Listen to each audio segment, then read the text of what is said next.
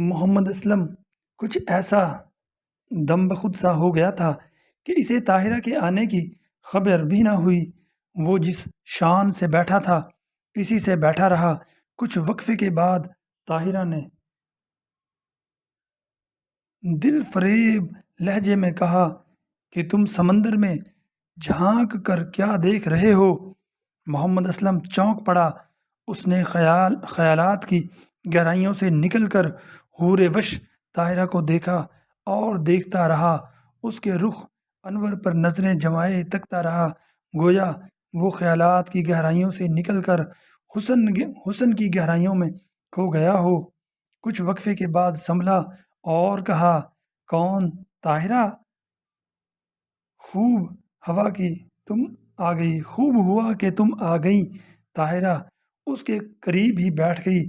اس نے کہا، دیکھو اس وقت چاندنی کیسا نور برسا رہی ہے۔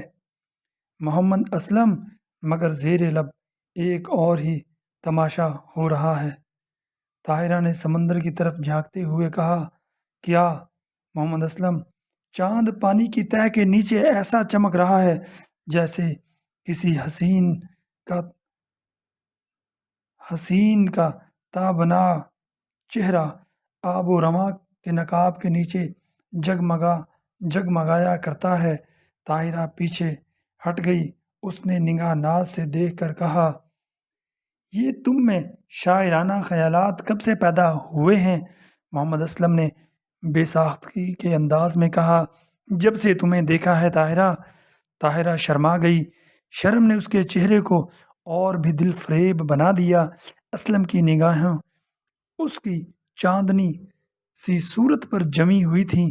اس نے طاہرہ کو خاموش دیکھ کر کہا، طاہرہ، حقیقت یہ ہے کہ میری دنیائے آرزو صرف تمہاری ذات تک ہی محدود ہو کر رہ گئی ہے۔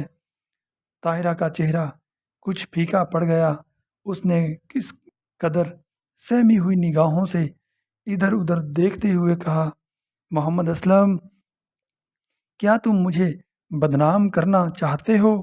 محمد اسلم نے عاجزی سے کہا، نہیں طاہرہ، میں ایسا نہیں کر سکتا۔ طاہرہ، اگر کسی نے سن لیا تو؟ محمد اسلم نے قطع کلامی کرتے ہوئے کہا، میں اور تم دونوں بدنام ہو جائیں گے۔